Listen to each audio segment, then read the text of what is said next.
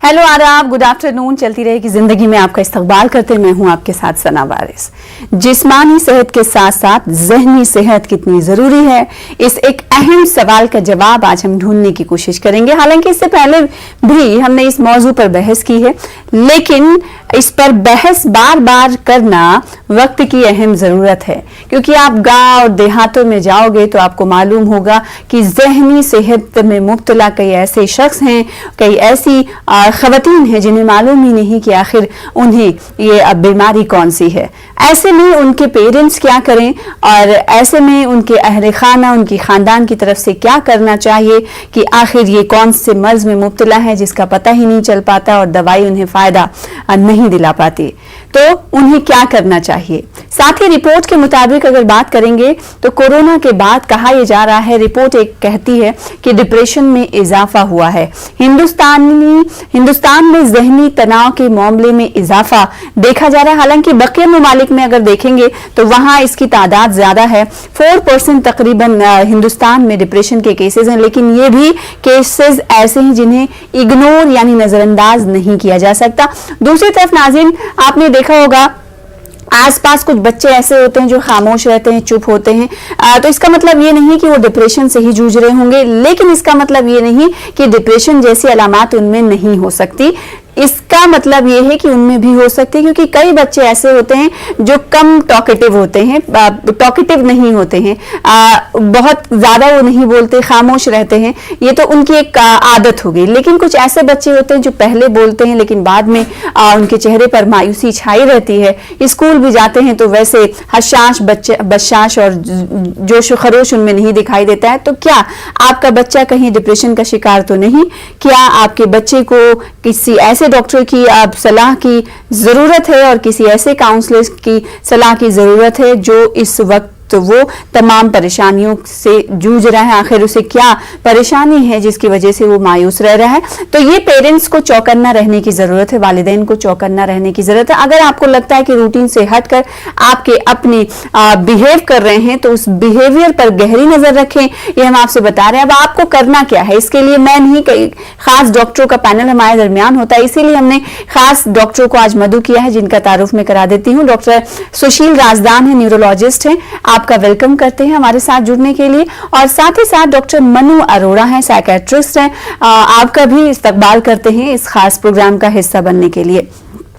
बहुत शुक्रिया आप दोनों का। सबसे पहले मैं चाहूंगी डॉक्टर मनु अरोड़ा, आप ये बताएं, इस सवाल का जवाब हर बार ढूंढने की कोशिश की जाती है कि जिस्मानी सेहत के साथ साथ जहनी सेहत कितनी जरूरी है। देखिए, इसमें कोई दो राय नहीं है कि एक कंप्लीट सेहत होने के लिए सिर्फ हम जहनी तरीके से और शारीरिक तरीके से दोनों से सही होंगे तो ही हम अपनी पूरी जिंदगी बहुत अच्छे से, खुशी से सोसाइटी को कंट्रीब्यूट करते हुए जी सकते हैं। अगर एक इंसान जिसको फिजिकल बीमारी नहीं है पर वो मेंटली भी स्वस्थ नहीं है तो उसका जीने में वो मजा नहीं है।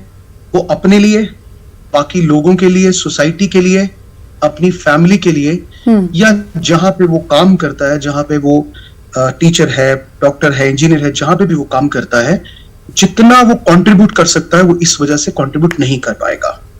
आपको सुन के थोड़ा अजीब लगेगा कि दुनिया भर में जो कुछ ऐसी बीमारियां हैं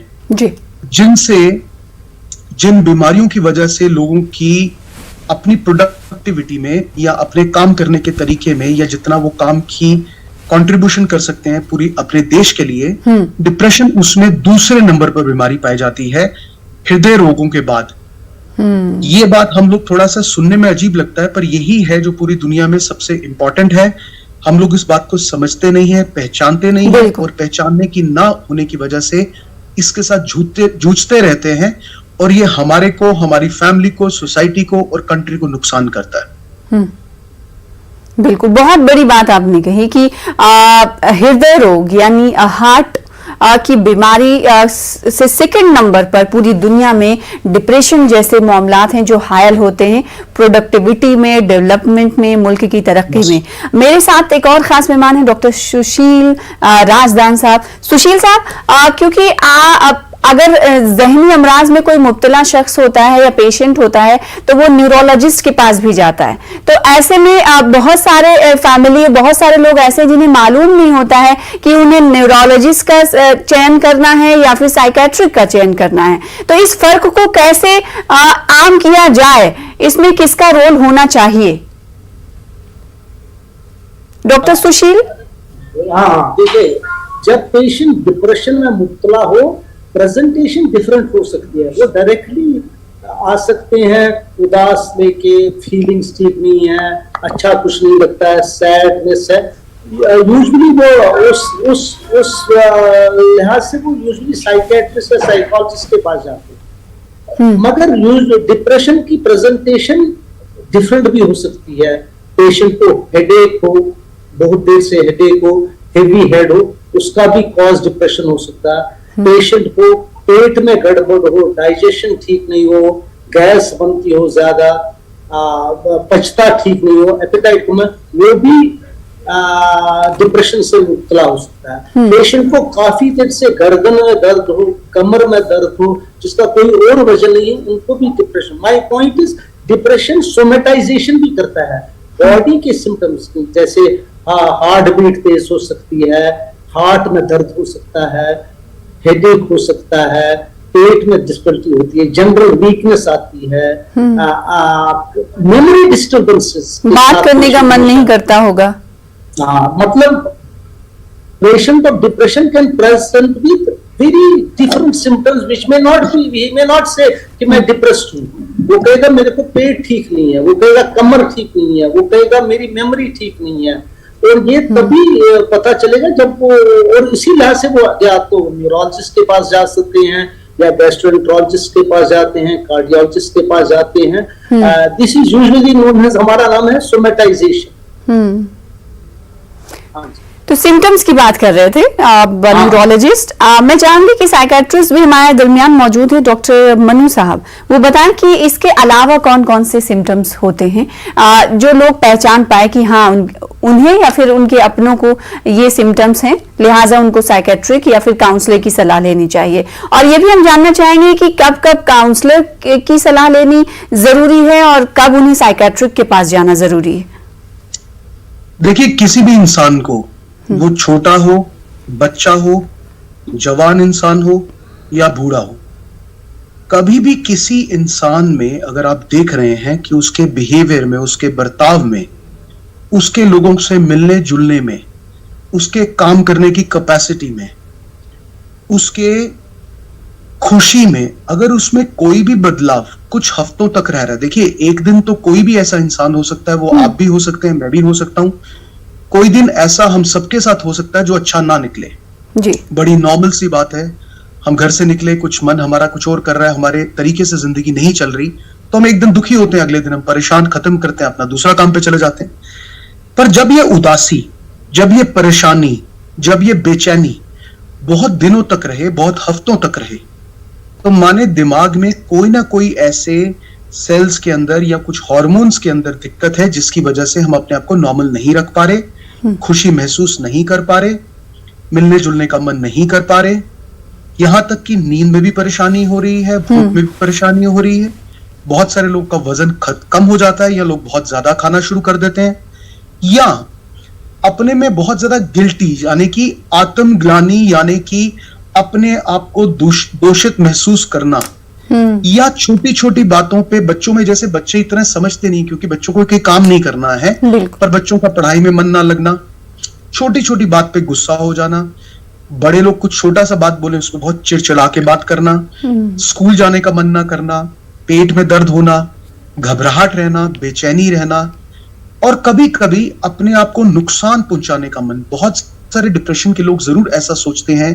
कि जिंदगी जीने लायक नहीं है, हमें इससे अच्छा मर जाना चाहिए, और अपने आप को मारने के बारे में सोचते हैं, सुसाइड के बारे में सोचते हैं, और बहुत सारे लोग अटेम्प्ट भी करते हैं, और कुछ लोग हम खो भी देते हैं। जब ऐसी कुछ चीजें एक दिन ना रह के, 2 दिन ना रह के, 1 हफ्ता ना रह के, कई हफ्तों तक चल रही है, जिससे हमारे जिंदगी में जीने में परेशानी हो रही है, पढ़ने में परेशानी है, स्कूल जाने में परेशानी है, ऑफिस जाने में परेशानी है, घर का काम करने में परेशानी है, छोटी छोटी बात घबराहट लाती है, किसी से मिलने का मन नहीं करता, सोने में दिक्कत आ रही है, और बहुत हद तक हम उसको पहचानने में बहुत टाइम लगा देते हैं। जब ये सिम्टम एक नहीं, बहुत सारे सिम्टम जब इस तरह के काफी दिन तक रहें जी, तो हमें सोचना चाहिए कि शायद हम डिप्रेशन के शिकार हैं। एक बात जी। दूसरी बात कि डिपेंड करता है कि अगर तो बहुत मामूली सी दिक्कत लग रही है, अपने आप को लगता है किसी से बात करके, उसकी बात समझकर या उससे अपनी बात को एक्सप्रेस करके या अपने बात को, मन को हल्का करके उससे अगर हम लोग चैन पा सकते हैं, खुशी पा सकते हैं, या छोटी छोटी सजेशंस जो कि काउंसलर दे और हमारी जिंदगी में उसको हम लोग रोजमर्रा की जिंदगी में एक्सरसाइज हो सकती है, या किसी भी तरीके का कोई भी इन्वॉल्वमेंट हो सकती है। अगर इसको इन्वॉल्वमेंट होने से इंसान को लगे कि मेरी जिंदगी बेहतर हो रही है, तो एक काउंसलर की जरूरत है। बट कभी कभी ये एक मेडिकल बीमारी की तरह ही दिमाग के कुछ रसायन या जिसको हम हार्मोन्स बोलते हैं, इसके अंदर कमी दिख रही है और लग रहा है कि इससे ज्यादा हम बेहतर नहीं हो पा रहे, और ये एक मन की स्थिति है जिससे बाहर नहीं आ पा रहे, जकड़े हुए हैं, तब मुझे लगता है एक डॉक्टर को मिलना, एक साइकियाट्रिस्ट को मिलना या न्यूरोलॉजिस्ट को मिलना जरूरी होगा, और ट्रीटमेंट करना भी उतना ही जरूरी होगा। जी। डॉक्टर सुशील, क्योंकि बाज दफा ये होता है कि कई पेशेंट ऐसे देखे जाते हैं जो फेंट हो जाते हैं, बेहोश हो जाते हैं, और कम से कम इनका वक्फा जो है 1 से 1.5 घंटा हो जाता है, उन्हें होश नहीं आता है। तो आखिर उन्हें किसके पास जाने की जरूरत है? क्या न्यूरोलॉजिस्ट की सलाह जरूरी है, या फिर वो साइकेट्रिक के पास जाएं?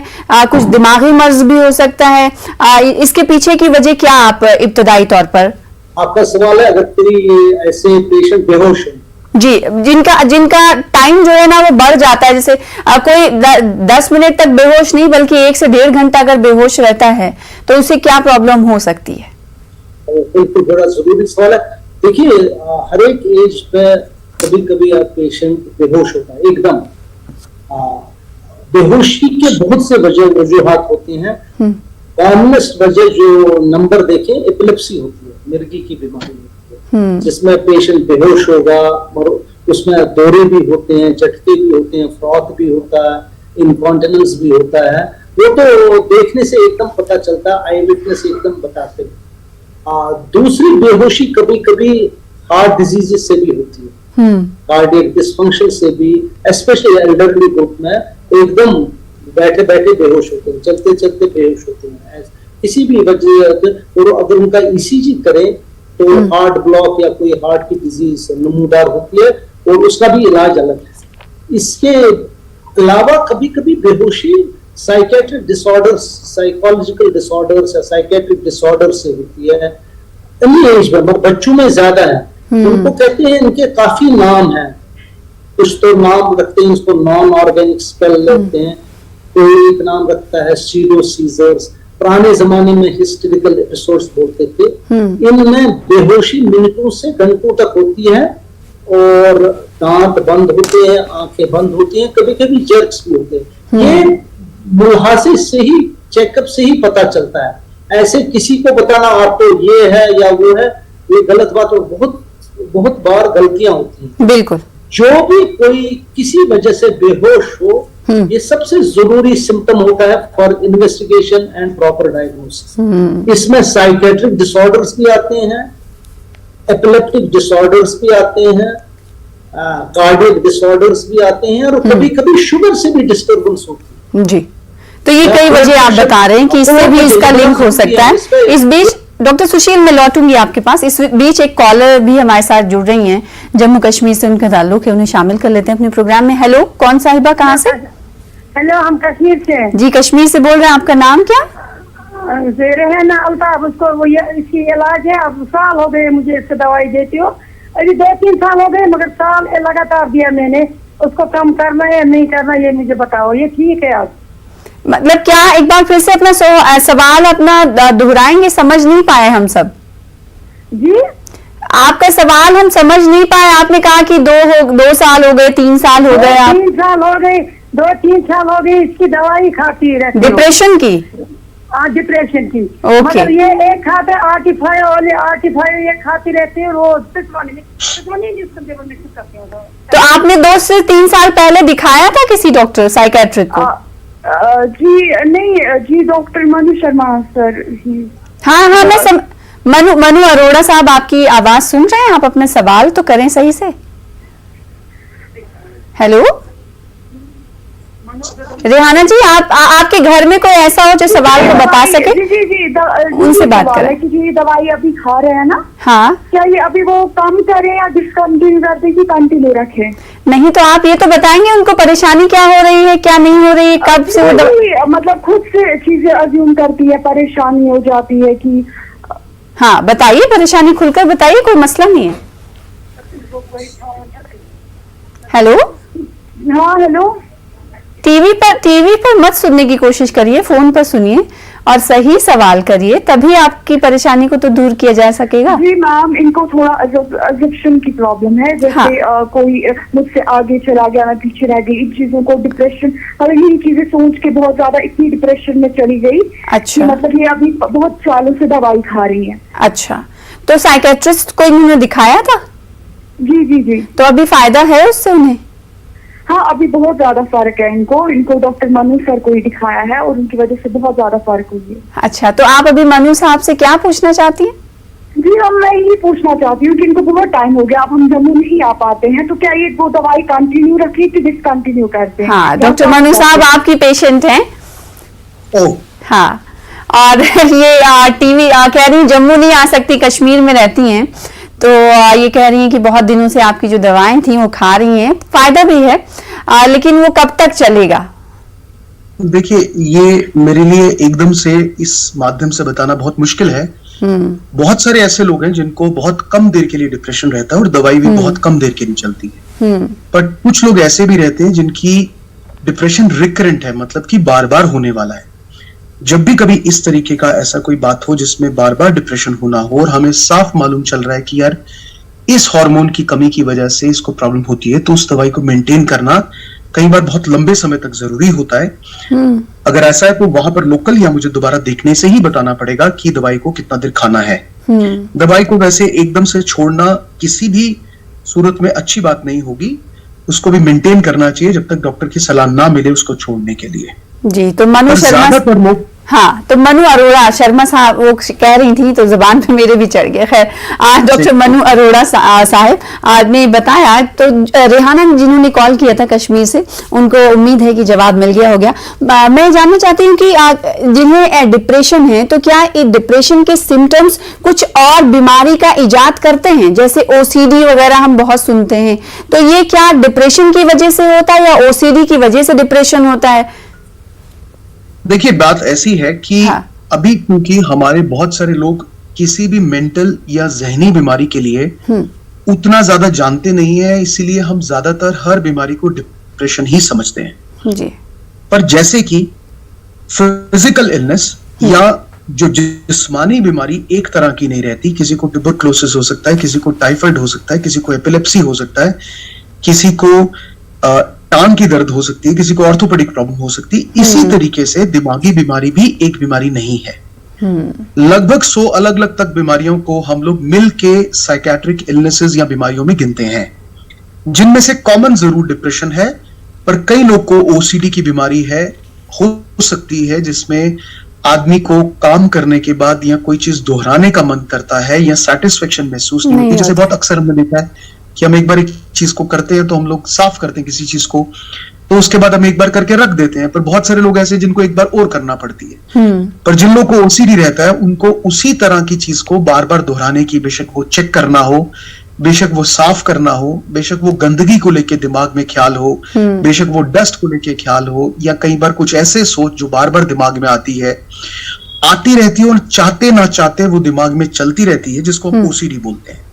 ये एक अलग तरह की बीमारी है। अगर बहुत देर तक ट्रीटमेंट ना हो तो ये भी डिप्रेशन कर सकती है, पर ये बीमारी अलग बीमारी है जिसका इलाज भी कुछ अलग रहता है। इसका साइकोलॉजिकल ट्रीटमेंट और इसका जो मेडिकल ट्रीटमेंट भी थोड़ा डिफरेंट रहता है डिप्रेशन से। तो ये डिप्रेशन का कॉज नहीं है, ये नहीं कह सकते। इट कैन बी, बट वैसे प्राइमरली ये एक अलग बीमारी है। जी। अब सवाल एक अहम यहाँ पर एक और भी है कि बहुत सारे व्यूअर्स ये सवाल करते हैं कि अगर किसी डिप्रेशन की दवाएं किसी की चल रही हैं, तो क्या उन्हें कंसीव करने में प्रॉब्लम होती है या नहीं होती है? जी, देखिए, ऐसा है कि प्रेगनेंसी या कंसीव करना और प्रेगनेंसी मेंटेन करना बच्चा पैदा होने तक, अगर तो ये बहुत आदमी फिजिकली और मेंटली हेल्दी है, बिना दवाई के हो सके तो बहुत अच्छी बात है। और अगर मान लीजिए किसी को प्रॉब्लम इतनी ज्यादा है, वो चाहे डायबिटीज हो या थायराइड की प्रॉब्लम हो या न्यूरोलॉजिकल प्रॉब्लम हो या डिप्रेशन हो, बहुत सारी ऐसी दवाइयां हैं जिनको हम कंसीव के समय खाने के लिए मना करते हैं, और हम उसकी प्लानिंग बच्चा सोचने से बहुत पहले ही करना शुरू कर देते हैं कि यहां तक प्रेगनेंसी शुरू होने से पहले कुछ ऐसी दवाइयां जो कि सेफ मानी जाती हैं, जिनका ऑलमोस्ट जैसे जो बंदा प्रेग्नेंट है अगर वो ले तो लगभग आउटकम या बच्चा उतना ही नॉर्मल होता है। तो हमारी कोशिश तो ये होती है पहली कि बिना दवाई के प्रेगनेंसी हो सके, दूसरी अगर प्रेगनेंसी में दवाई की जरूरत है तो ऐसा कोई दवाई दिया जाए जिससे बच्चे को नुकसान ना हो, और तीसरी क्या उसको पहले 3 महीने जबकि बच्चे की फॉर्मेशन होती है तब वो दवाई अवॉइड करें, या लास्ट महीना जब बच्चा पैदा होने वाला था उसको अवॉइड करें। तो हर बंदे की अलग अलग सिम्टम्स, अलग अलग दोबारा बीमारी होने के चांस को लेके एक दवाई का चयन या उसको चुना जाता है और उसी को प्रेगनेंसी में मेंटेन भी किया जाता है। जी, न्यूरोलॉजिस्ट भी हमारे दरमियान मौजूद, हम चाहते हैं कि उनका रुख करें। डॉक्टर सुशील साहब, बहुत सारे पेशेंट ऐसे होते हैं कि उनको मालूम भी नहीं होता कि उनका ये केस जो है वो न्यूरोलॉजी से जुड़ा हुआ है या फिर साइकेट्री से जुड़ा हुआ है। ऐसे में डॉक्टरों की ये बहुत बड़ी जिम्मेदारी होती है। बाज दफा ये होता है कि मर्ज का पकड़ में आना, बहुत बार ऐसा देखा जाता है कि मर्ज का तशखीस सही तरीके से नहीं हो पाती और दवा किसी और चीज की चल रही होती है। ऐसे में डॉक्टरों की जिम्मेदारी किस हद तक आप देखते हैं, और साथ ही साथ अगर न्यूरोलॉजी से जुड़ी हुई कुछ प्रॉब्लम है तो अगर कोई पेशेंट आता है, अगर बच्चे की मैं बात कर लूं, बहुत सारे बच्चे ऐसे देखे जाते हैं जो बड़े तो होते हैं जिस्मानी तौर पर, लेकिन उनका दिमाग बच्चे की तरह होता है, तो क्या उनका ट्रीटमेंट मुमकिन है? देखिए, आपने इतना बड़ा अच्छा सवाल किया। जब ऐसे मरीज आता है जिसको लगता है डिप्रेशन है, एंजाइटी है, तो how to deal with him, उसका क्या करना? सबसे पहले है डायग्नोसिस कंफर्म होनी चाहिए। वंस डायग्नोसिस फर्म हो तो he can go to the psychiatrist और साइकोलॉजिस्ट और बोथ। और मेनी टाइम्स क्या होता है, डायग्नोसिस लगता है डिप्रेस्ड है मगर एक्चुअली डिप्रेशन नहीं होता है, कहीं किसी तकलीफ का एक हिस्सा होता है। मैं एक मिसाल के देता हूं, अगर थायराइड डिजीज किसी को हो, ये पेशेंट भी कभी डिप्रेस सा लगता है, एपैथी लगती है, बात कम करता है, सुस्त है, भूख कम है, वजन बढ़ता है, नींद, उसका थायराइड डिजीज होता है। ये डायग्नोसिस करना बड़ा इंपॉर्टेंट है। Many patients of thyroid disease can look like depressed patient. इसी तरह और एक डिजीज है कुशिंग्स डिजीज, उसमें भी पेशेंट्स एपैथी होती है और लगता है जैसे डिप्रेस्ड हो, उनको भी मेडिकल प्रॉब्लम होती है। कभी कभी पेशेंट का ब्रेन ट्यूमर, फ्रंटल ब्रेन, अगर ट्यूमर आगे हिस्से में हो, फ्रंटल लोब में, वो भी लगता है जैसे सुस्त है, उदास है, करता कुछ नहीं है, पढ़ाई नहीं करता है। देखो, इट इज वेरी इंपॉर्टेंट कि डिप्रेशन का एग्जैक्ट डायग्नोसिस हो। डिप्रेशन लाइक मिमिक्स बहुत होते हैं, हमने देखे हैं, दवाइयों से भी इंसान सुस्त और उदास लगता है। फॉर एग्जाम्पल, हम कन्वल्शंस के लिए दवाई देते हैं लेवेटिस्टैम, उससे भी पेशेंट डिप्रेस और एंग्री होता है। फेनिटॉइन देते हैं। मतलब मेरे कहने का मतलब बहुत सी चीजें हैं जिससे पेशेंट लगेगा जैसे डिप्रेशन, और उसका रीजन डिफरेंट होगा। तो find the exact cause of depression, ये क्यों है, इज वेरी इंपॉर्टेंट। और ये हर एक क्लिनिशियन का फर्ज है, क्योंकि ऐसे पेशेंट्स हर एक जगह जाएंगे, बिल्कुल जनरल फिजिशियन के पास जाएंगे, बिल्कुल यही जी, जमीन के खुदा आप पर यही भरोसा होता है लोगों का और वो जाते हैं। तो ये जिम्मेदारी डॉक्टरों की होनी चाहिए कि अगर वो पेशेंट उनके ही स्पेशलाइजेशन में है तभी ट्रीट करें, अगर वो दूसरे स्पेशलाइजेशन का है तो उन्हें वहां जाने की सलाह दे, रेफर करें उन्हें। बहुत शुक्रिया हमारे साथ जुड़ने के लिए आप दोनों, खास डॉक्टरों का, और वक्त देने के लिए न्यूज़ 18 उर्दू को। इसी के साथ मुझे दीजिए इजाजत। आदाब, चलती रहेगी जिंदगी।